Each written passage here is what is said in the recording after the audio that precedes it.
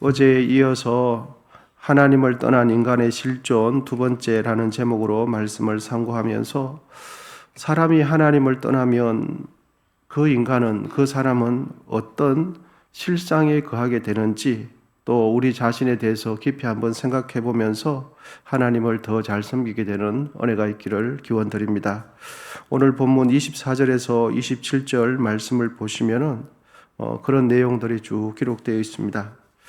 우리 교우님들께서도 잘 아시겠지만 2003년에 그 국회에 최초로 발의된 그 법안이 동성애 법이었습니다. 벌써 20년 전 이야기입니다. 그렇게 발의가 되고 또 무산이 되고 발의가 되고 또 무산이 되는 그런 과정 가운데 지금 있습니다. 동성애자들과 그들을 옹호하는 사람들은 이 성취향, 남자가 남자로 이렇게 성관계를 맺고 여자가 여자로 이렇게 성관계를 맺으며 내가 남성이 되든지 여성이 되든지 또 다른 그 성을 선택하는 것은 자기 성적 취향이라고 생각해요. 그리고 동물하고 성관계를 맺는 것, 이런 것 전부 다 자기 성적 취향이고 자기 인권이고 내가 선택하는 것이다. 이렇게 생각을 합니다. 하나님을 떠나면 진정한 자유가 우리를 기다리는 것이 아니라 조금만 시간이 지나면 죽음과 멸망이 우리를 기다리고 있습니다. 그래서 성전환 수술한 사람들은 그때 젊었을 때, 그나마 육신적인 건강이 있을 때는 그 신경에 그 짜릿짜릿한 것을 그렇게 즐깁니다. 그런데 조금만 지나고 나면 10년 정도만 조금만 지나고 나면 그 약 부작용으로 인해서 나이가 굉장히 젊음에도 불구하고 대소변을 가리지 못하고 정말 비참한 인생을 살아가는 이들이 너무너무 많습니다. 그러면서도 자기와 같은 잘못된 선택을 하지 않도록 사람들에게 이런 영상, 자기가 성전환 수술해가지고 동물보다 못한 성관계를 맺으면서 살아가는 이런 후회스러운 인생을 살지 않도록 사람들이 알려주기를 원해요. 그래서 얼마나 하나님을 떠난 인간들은 얼마나 똑똑해 보이고 대단해 보이고 자기 스스로를 지혜롭게 여깁니다. 성전환 수술을 그때 선택하는 사람들 자기 판단에 대해서 후회하지 않을 것처럼 지혜롭게 그렇게 생각해요. 그런데 시간 지나면 피눈물을 흘리면서 후회를 하게 되었죠. 참된 자유는 여러분 하나님 품에 있을 때 참된 자유가 있습니다. 하나님 품을 떠나면 진정한 자유가 우리에게 있을 것처럼 보이는데 아니에요. 하나님 말씀에 순종하는 것이 자유를 지키는 길입니다. 아담과 하와가 그 에덴 동산에 영원토록 거할 수 있는 방법은 그 길을 유지하는 길은 딱 하나밖에 없어요. 하나님 말씀대로 행하는 거예요. 하나님께서 먹도록 허락한 것은 마음껏 먹는 거예요. 그런데 하나님께서 먹지 말라는 것은 절대 먹으면 안 돼요. 우리의 생각도 똑같습니다. 하나님께서 죄로 정하신 것은 먹으면 그 죄를 지으면 너무너무 행복할 것 같아요. 저것만 남 몰래 죄를 지으면 너무너무 행복할 것 같은데 그 죄를 짓고 나면 시간이 지나면 그 죄가 우리의 인생을 파멸시키는 것입니다. 여러분 하나님 중심으로 살아갈 때 참 평화를 누리게 됩니다. 그리고 침대에 이렇게 누워 있어도 좋은 침대가 아니라도 오늘 하루 낮에 하나님 뜻대로 살면 너무너무 하늘의 평화가 임한 거예요. 그런데 보이지 않게 사람을 해야 하든지 마음 씀씀이를 잘못 쓴다든지 은근히 내 혈기대로 살면은 그 순간은 이긴 것 같아요. 그런데 잠을 잘 때 두 다리가 안 펴지죠. 평안을 잃어버리게 되는 거죠. 하나님을 떠난 인간의 실상은 하나님을 싫어해요. 죄를 지은 인간은 하나님을 좋아할 것 같지만 하나님을 찾을 것 같지만 죄를 지은 인간은 하나님을 싫어합니다. 빛 대신은 예수를 거부해요. 그리고 어둠을 더 선호해요. 악한 사람들이 왜 자꾸 악으로 더 깊은 악으로 빠지게 될까? 죄를 지으면은 우리의 마음속에서부터 빛 대신 예수님을 거부하고 나와 비슷한 죄를 짓는 사람들을 찾게 돼요. 그러면서 그 사람이 나의 동지인 줄 알고 친구인 줄 알고 더 강화된 서로가 서로를 더 못되게 하고 더 악하게 하면서 심령이 굳어지면서 더 못된 짓을 하게 되는 거죠. 하나님을 떠난 인간의 실상이 바로 그렇습니다. 본문 28절 상반절을 우리 한번 읽어보겠습니다. 본문 28절입니다. 같이 읽습니다. 시작. 하나님 두기를 싫어하며 하나님께서 그들을 그 상실한 마음대로 내버려 두사 합당하지 못한 일. 죄를 지은 사람, 인간은 그들의 마음에 누구를 두기를 싫어한다고요? 하나님 두기를 싫어해요. 여러분, 교회에 안 다니는 사람을 이야기하는 게 아닙니다. 교회에 다니는 사람들 중에서도 죄를 지으면 여러분 그 심령에 하나님 찾기를 싫어해요. 하나님을 깜빡해서 안 찾는 것이 아니라 하나님의 이름을 부르기가 싫어져요. 기도가 하기 싫어져요. 여러분, 우리가 하나님을 심히 사랑하는 것처럼 이렇게 생각하죠. 그렇지 않습니다. 우리는 하나님을 사랑하지 않아요. 우리가 순간순간 죄를 짓는 이유가 바로 이런 것입니다. 순간순간 하나님을 싫어하기 때문에 순간순간 죄를 짓는 거예요. 우리가 늘 죄에 넘어지는 이유는 늘 우리가 하나님을 찾지 않는다는 뜻이에요. 우리가 하나님을 싫어한다고? 하나님을 싫어하면 이 새벽에 왔겠어? 이런 생각을 드시죠? 여러분, 받아들이기 조금 당황스러울 수는 있겠지만 우리는 하나님을 좋아하지 않아요. 하나님을 싫어하는 것이 인간의 실상입니다. 하나님을 싫어하고 하나님을 거부하고 하나님을 애써서 무시할 때가 얼마나 많은지 모릅니다. 우리가 하나님을 찾을 때가 있긴 있죠. 언제냐? 내가 필요할 때는 찾고 싶어요. 평소에는 하나님 앞에 관심이 없어요. 그런데 내 병에 생각지 않는 건강한 줄 알았는데 큰 병이 덜컥 발견됐어요. 그때는 하나님을 찾게 돼요. 그런데 여러분 조금만 지나고 보십시오. 왕쾌라는 말만 들으면 하나님을 언제 찾았냐는 듯이 하나님이 싫어지게 돼 있어요. 그러면 여러분, 우리가 하나님을 찾는다고 할 때 내 목적을 위해서 찾는 겁니까? 하나님 목적을 위해서 찾는 겁니까? 그렇죠. 그런데 하나님께서는 그렇게 하나님을 찾을 때도 우리를 불쌍히 여겨주시는 거죠. 그 문제가 해결되더라도 변함없이 하나님 옆에 있기를 원하는데 우리는 내 문제가 해결되면 하나님과 은근슬쩍 이래서 내가 원하는 대로 하죠. 그러다가 또 5년, 10년 지나다가 내 자녀의 문제가 생겨요. 그러면 내 문제를 해결하기 위해서 열심히 새벽기도 오는 거예요. 평소에 여러분 새벽기도 안 보이다가 새벽기도 안 보이시는 분이 새벽기도 보이면 불안합니다. 그리고 새벽기도 늘 오셔야 되는 분인데 새벽기도 안 보이면 불안해요. 왜? 인간적인 문제가 있으니까. 죄를 지으면 우리는 하나님께로 내 영혼을 위해서 하나님께로 더 돌아갈 것 같지만 죄를 지으면 지을수록 점점 하나님과 멀어지는 게 돼요. 하나님을 찾지 않아요. 그것이 바로 창조주 하나님을 떠난 인간의 실상입니다. 여러분, 우리의 심령 가운데 하나님께서 주시는 그 보이지 않는 귀한 은혜가 고갈되면 어떤 현상이 나타나냐 하면 하나님이 싫어질 뿐만 아니라 점점 주의 몸된 교회라고 하는 교회도 점점 정이 안 가게 돼 있어요. 우리의 심령 가운데 은혜가 떨어지면 교회라고 하는 그렇게 즐겁게 다녔던, 즐겁게 예배를 드렸던 이 예배 장소가 점점 정이 안 가게 돼 있어요. 세상의 동일한 콘크리트 건물처럼 똑같이 그냥 교회 건물이 보입니다. 그리고 우리의 심령 가운데 은혜가 없어지면 교회가 나에게 허락한 직분도 사명도 뭐 그냥 그런 거지 뭐. 이렇게 하찮게 마음에서부터 여겨지게 돼 있어요. 우리의 심령에 하나님의 은혜가 떨어지면 교회만 싫어지고 직분의 귀함만 깨닫지 못하는 것이 아니라 정말 교회를 섬기는 목회자들이 전혀 눈에 안 들어옵니다. 교회에서 월급 주는데 뭐, 저 사람들은 월급 받고 하는 사람들이야. 이런 생각이 드는 거예요. 그리고 목회자들이 정말 애쓰는 것이 눈에 안 들어와요. 눈에 안 들어온다고요. 그리고 목사만 싫어지는 것이 아니라 교회에 일어나는 모든 영적인 일들이 세상적인 시선으로 밖에 안 보여요. 그냥 자기 교회 다니는 사람들끼리 모였다가 헤어지는가 보다. 그냥 1시간 교회 앉아 있다가 헤어지는가 보다. 교회에서 밥을 주는가 보다. 육신의 시선으로 밖에 안 보이는 거죠. 영적인 일은 전혀 감지가 안 돼요.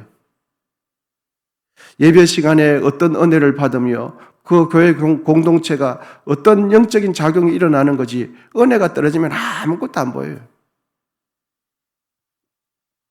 교회의 모든 사역까지 세상적인 기준, 세상적인 경영 논리로밖에 판단이 안 보여요. 은혜가 다 떨어지면. 믿음이 떨어지면 그렇게밖에 안 보이는 거죠. 여러분, 교회는 분명히 세상 안에 있지만 교회는 분명히 세상과 다른 공동체예요. 세상 안에 있지만 세상과 다른 공동체예요. 그것이 언제 선명하게 깨달아지냐? 우리 심령 가운데 은혜가 부어질 때, 우리의 심령 가운데 정말 하나님이 느껴지고 하나님이 나와 함께 하시고 그 주의 몸된 교회가 이 공동체라는 것이 선명하게 인식되어질 때, 아, 세상 속에 있지만 세상과 다른 공동체다 하는 것이 분명하게 깨달아지는 거죠. 여러분, 하나님 죄를 지으면 우리 마음속에 목회자도 똑같습니다. 죄를 지으면 하나님이 싫어지게 돼 있어요. 성경책을 펴지 않게 돼 있어요. 기도도 하기 싫어지게 돼 있습니다. 목사나 장로나 권사나 30년, 50년 교회 다니는 사람 똑같아요. 영적인 원리는. 하나님을 마음에 두기 싫어하는 교인들이, 기도하지 않는 교인들이, 세상에서 죄를 짓는 교인들이 정말 교회를 위해서 깊이 생각할까요, 여러분? 마음속에 죄를 지음으로 하나님을 싫어하는 그 마음을 가진 성도들이 정말 교회를 위해서 깊이 생각할까? 이 방향으로도 생각해보고 저 방향으로도 생각해보고 연약한 사람의 방향으로도 생각해보고 물질이 있는 사람의 방향으로도 생각해보고 교회 오래 다닌 사람의 입장에도 생각해보고 교회 안 다닌 사람의 입장에도 생각해보고 주방에 봉사하는 사람들의 입장에도 생각해보고 차량에서 봉사하는 사람들 입장에 생각해보고 다각도로 정말로 생각해볼까? 아닙니다. 그냥 내 느낌에 딱 내 시선에 바라보고 좋으면 좋은 거예요. 다른 사람들에 대해서는 전혀 생각지 않아요. 자기 입장에서 보면 좋으면 좋은 거예요. 정말 기도하지 않고 은혜가 없이는 우리가 어떤 일을 할 때 내 입장에서만 딱 바라보게 돼 있어요. 죄를 지으면 세상 이 교회도 그렇게 바라보게 돼 있어요.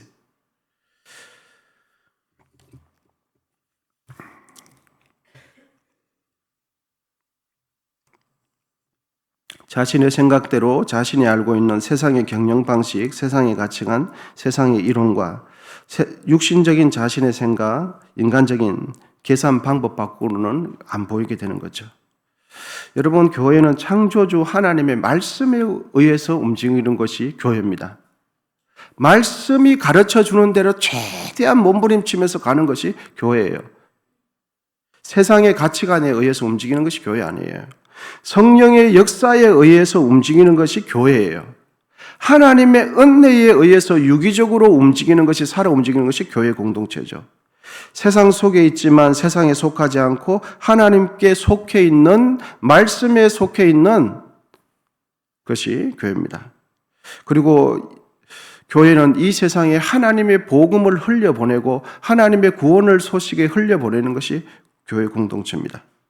그런데 여러분, 자신의 죄와 자신의 완악함을 알고도, 그것을 알면서도 자신의 뜻을 돌이키지 않으면 그때는 하나님께서 어떻게 하시냐 하면 내버려 두세요. 끝까지 자신의 고집대로, 완악한 마음대로 고집을 피우면 하나님께서 어떻게 하시냐? 로봇처럼 기계적으로 버튼을 눌러가지고 돌아오게 안 하셔요. 그대로 놔둡니다. 유기하시죠. 24절 상반절입니다. 우리 같이 한번 읽어보겠습니다. 24절 중요한 구절입니다. 같이 시작. 그들이 내버려 두사. 여러분 잘 보시면, 그러므로 하나님께서 그들을 마음의 정욕대로 더러움에 어떻게 해요? 내버려 두세요. 유기하세요. 그리고 또 말씀을 한번 보시면 26절 우리 한번 보겠습니다. 26절 같이 읽습니다. 시작. 그때에 하나님께서 그 부끄러운 욕심에 내버려 두셨으니, 내버려 두니까 결국은 자기의 죄를 짓고 싶은 대로 짓는 거예요. 그래서 여자들도 순리대로 썰 것을 바꾸어 어떻게 씁니까? 영리로 쓰게 되죠. 남자도 순리대로 쓸 것을 쓰지 않고 영리로 쓰게 된 거예요. 왜? 끝까지 완악한 마음으로 죄를 짓기를 원하니까 하나님께서 내버려 두세요. 그리고 여러분 28절입니다. 28절도 다시 한번 말씀 읽어보겠습니다. 시작. 또한 그들이 마음에 하나님 두기를 싫어하며 하나님께서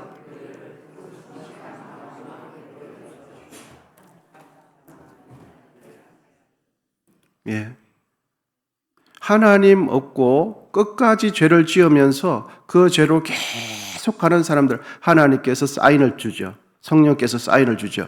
그리고 주위 사람들을 통해서 사인을 주죠. 환경을 통해서 사인을 주는데도 끝까지 그렇게 가지 않습니까? 그러면 전능하신 주권자 하나님께서 아까도 말씀드렸지만 기계처럼 우리 마음속에 버튼을 딱 눌러가지고 돌이키게 안 하세요. 내버려 두세요. 이것이 누가복음 15장에 보면은 첫째 아들과 둘째 아들 비유 있죠. 둘째 아들이 끝까지 아버지 집을 떠나려고 하죠. 아버지에게 가산을 받아서 하러 갈 때 그 성경에 기록 없지만 계속해서 말렸을 거예요. 조금만 참으라, 조금만 참으라. 계속해서 말렸는데 그 둘째 아들은 떠납니까? 안 떠납니까? 결국은 떠나요. 아버지 계시는데 왜 아버지는 안 말리셨는지 모르고 성경 기록 말렸을 거예요. 그런데 둘째 아들이 끝까지 떠나게 하니까 어찌 할 수가 없는 거예요. 왜? 하나님은 인격이시기 때문에. 하나님의 심판이 확정이 되면 그 심판이 확정이 된 것이 시행되기까지 그대로 내버려 두세요. 참 무서운 말씀이에요. 무서운 말씀. 여기서 내버려 둔다라는 것은 재판정에서 죄인을 형벌을 줄 때까지 사용되는 법정으로서 법이 판결이 나고 시행이 될 때까지 그대로 내두는 거예요. 그러면 결국은 시간이 지나면 멸망과 죽음에 이르게 되어 있는 거죠. 하나님은 죄인들이 회개하지 않고 고집스럽게 죄악의 길을 가면 내버려 두세요. 그러므로 무서운 하나님의 진노의 시작은 어디서부터냐? 하나님의 내버려 두심부터예요. 하나님께서 징계하지 않으면 끝이에요, 여러분. 징계할 때가 마지막 돌아오라는 길이죠. 마지막이에요. 그래서 하나님의 내버려 두심의 결과는 치명적이죠. 인간은 점점 타락한 욕망에 이끌려서 하나님의 내버려 두심을 당할 때는 성적 타락, 사회적, 도덕적, 윤리적으로 이제는 브레이크 없는 자동차가 똑같습니다. 본문 29절과 32절 이제 어떻게 되는지 하나님께서 내버려 두시면 어떻게 되는지 한번 읽어보겠습니다. 29절부터 32절 이제 읽으시면 충분히 이해가 되실 것입니다. 같이 읽겠습니다. 시작. 곧 모든 불의, 추악, 탐욕, 악의가 가득한 자요. 시기, 살인, 분쟁, 사기, 악독이 가득한 자요. 수군수군하는 자요. 비방하는 자요. 하나님께서 미워하시는 자요. 능욕하는 자요. 교만한 자요. 자랑하는 자요. 악을 도모하는 자요. 부모를 거역하는 자요. 배약하는 자요. 무정한 자요. 무자비한 자라. 그들이 이 같은 일을 행하는 자는 사형에 해당한다고 하나님께서 정하심을 알고도 자기들만 행할 뿐 아니라 또한 그런 일을 행하는 자들을 옳다 하느니라. 그렇게 하면 사형, 영원한 죽음이야 라고 하는데도 그걸 알면서도 안 하는 거예요. 그렇게 되면 하나님께서 뭐 하신다고요? 내버려 두신다고요. 유기하시는 거죠. 열거된 죄의 목록을 보면 놀랍게도 우리가 살아가는 오늘날 사회 현상과 너무 유사합니다. 살인, 시기, 미혼, 탐욕, 무자비 등 2000년 전 로마 사회만 그런 문제가 있었던 것이 아니라 오늘날을 살아가는 우리에게도 동일한 문제가 있습니다. 생명의 하나님을 떠난 인간은 심히 어리석은 행동과 선택을 하면서 자신의 생각과 판단이 스스로 생각하기에 옳다고 여겨요. 옳다고. 자기가 옳다고 여기니까 안 바뀌는 거죠. 안 바뀌는 거죠. 범죄함으로 하나님을 떠난 인간의 마지막은 결국은 자신의 죄값을 스스로 치러야 하는 영원한 하나님의 형벌을 받게 되어 있습니다. 여러분, 우리는 하나님을 대해서 참 많이 오해를 합니다. 하나님은 끝까지 나를 책임질 거야. 여러분, 하나님께서 책임을 지시죠. 그런데 내가 하나님을 원할 때 책임을 주세요. 교회 생활도 똑같습니다. 어떤 누군가가 이렇게 건면을 해요. 그리고 또 이제 부목사를 통해서 건면을 합니다. 그리고 안 되면 담임 목사가 또 전화를 하죠. 전화가 안 되면 찾아갑니다. 그럼에도 불구하고 자기 생각을 내려놓지 않으면 어떻게 해드릴 수가 없는 거예요. 어떻게 해드릴 수가 없어요. 어떤 것을 하면서 불편이 있어가지고 이런저런 이야기를 하고 서로 조율을 하는데 끝까지 자기 고집대로 하면 내버려 둘 수밖에 없는 거예요. 내버려 둘 수밖에 없는 거예요. 그때는 인간적으로 보면 자기가 이긴 것 같아요. 내 고집이 아무도 못 꺾고, 내 고집은 항소급이 아무도 못 꺾고 자기가 이긴 것 같아요. 그런데 여러분, 조심스럽게 표현하면 하나님의 내버려 두심인 줄도 모를 일이에요. 하나님께서 나를 어찌할 수 없으니까 내버려 두시는 줄도 모를 일이에요. 그러니까 주위 사람들이 이렇게 하십시오, 저렇게 하십시오 라고 할 때가 행복한 때예요. 그것이 나를 향한 하나님의 검면인 거예요. 여러분, 부모가 살아 계실 때 잔소리 하시죠. 부모님 돌아가시면 잔소리 듣고 싶어도 못 들어요. 내가 외로울 때는 사실은 나를 그렇게 잔소리해 주시던 부모님의 그 잔소리가 듣고 싶은 거예요. 그런데 부모님 돌아가시면 그 잔소리가 없어요. 하나님께서 우리를 사랑하실 때 언제 말씀하시냐? 권면해 주시고 이런저런 조언해 줄 때가 그때 나를 찾아오시는 하나님의 손길이에요. 그때 나를 찾아오시는 하나님의 손길이라는 거죠. 그래서 범죄한 인간들은 결국은 그런 실상을 가지고 있는데 그렇게 스스로 죄를 치러야 하는 그 인간들이 그렇게 결론을 내기 전에 그래서 사도 바울은 그 앞선 구절에 이렇게 이야기합니다. 복음은 모든 믿는 자에게 구원을 주시는 하나님의 능력이 된다고. 영원한 지옥 형벌에 갈 수밖에 없는 이 사람들이 다시금 하나님의 복음을 깨닫고 돌아오면 그 영원한 형벌이 예수 그리스도 안에서 참 생명으로 이어진다고. 그래서 사도 바울은 로마에 있는 그 십자가 죽음이 그렇게 수치스러운 죽음인데 자기는 십자가에 죽은 예수의 종이고 복음을 사랑하고 십자가를 자랑한다는 거죠. 복음은 우리 마음속에 단지 평안만 주는 것이 아니라 진노 가운데 있는 인간을 구원하시는 능력이 복음이에요. 오직 예수 그리스도를 믿고 구주를 믿을 때 우리는 하나님의 무서운 진노의 대상이 아니라 놀라운 은혜의 수혜자가 되는 거예요. 하나님을 떠난 인간의 실상은 영원한 죽음과 영원한 멸망이지만 그 죽음과 멸망을 영원한 생명으로 바꿔주시는 유일한 길은 복음밖에 없는 거죠. 예수 그리스도밖에 없는 거죠. 그래서 여러분, 복음 때문에 이 하루 감사하시기를 축복합니다. 복음 때문에 감격하시고 복음 때문에 이 하루 내가 원하는 만큼 돈을 가지지 못할지라도 내가 원하는 만큼의 건강을 챙기지 못할지라도 내가 원하는 만큼 내 뜻대로 안 될지라도 복음 때문에 감사하고 복음 때문에 주께 영광 올려드리는 이 한 날 되시기를 주의 이름으로 축원합니다. 기도하겠습니다.